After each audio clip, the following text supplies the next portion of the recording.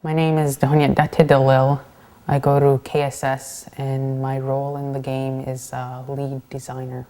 What inspired me to base the story, the game on the stories of the Flying Head was I didn't really see any games out there that had our culture.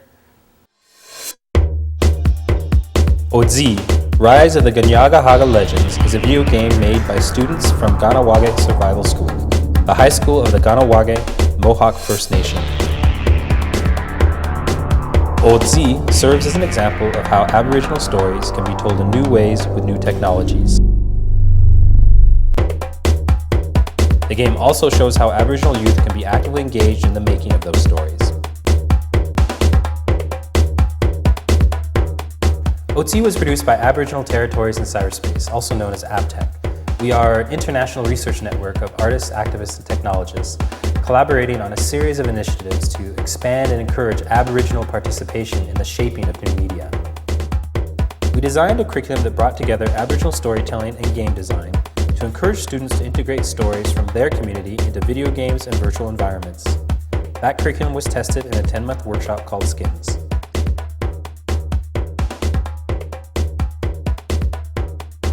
The process started off with a lot of discussion about Aboriginal storytelling, where we talked about stories that the students knew and that the teachers knew from the Kanien'keha community. When they were looking at the stories themselves, it was good to reflect back on culture and to touch base back with our roots. They talked a lot about some of the scary stories that they heard as kids. It's like the skeleton story that they looked at, and then there's also the hoof lady and the monkey dog and critters and creatures that people don't really hear about too much anymore, but the stories are still there and reviving them is a great thing.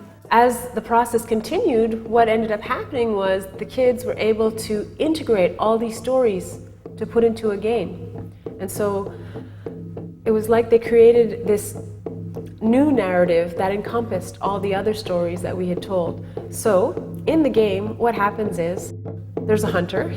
The hunter is an Iroquois man and he is on a mission to stop the Flying Head from attacking the village. Hunter's not gonna really have like a full-bodied appearance, but mostly you're just gonna see like his arms because it's a first-person game.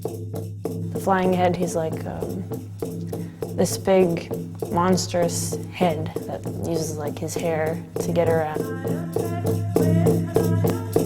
The Flying Head story really encompasses a lot of that part about being true who you are, being a good person, fighting for what's right, doing the best that you can to try to help other people by removing anything that's chaos or danger from the path. Once they had sort of decided on the story, we told them they had to make a paper prototype for a playtesting session. They made this great big map of the game. They drew the whole path, and this is where the first village is, this is where your village is, here are the trees, this is where the Flying Head comes out, and it was so amazing to hear the story and see it in action. Then we moved into fairly intensive technical workshops where we started the students off with Second Life as a way to get them used to moving in and working in 3D space. And then moved on to using Blender for 3D animation and modeling. Finally, we moved all of those assets into the Unreal 3 engine to create the playable level that is the actual game. It's been very interesting to observe the students as we progress through the workshop. The students spent a huge number of hours that they didn't actually have to be in school working on the project. We are out in Kanien'keha for 2-day intensive workshops every month. And then essentially every week, there's a smaller group of us that go out for 2 hours to teach in the actual class time. And then having to teach it the next couple of days by myself was a challenge, but at the same time, it was a good challenge because work has to be interesting and your course has to be interesting or you lose them. Some of the young people that participated in the project and in the classwork were really quiet, really shy. Although they had drawing skills, they didn't have that confidence to go out there and do something serious with it. And what I saw was them blossom. When Jason and I met with Oizogo at the very beginning of this process, well, of the Skins project actually happening, this was like, say, in August,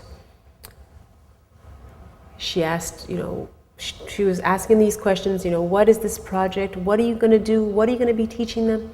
And finally she says, and what do yous want anyway? Why are yous doing this? And because it was Oizogo, who I've known for many years, I felt free enough to say, well, we want to change the world. Yeah, it's really cool once you see it all coming together in the end and you can actually make out what you're supposed to be modeling. You're like, yes.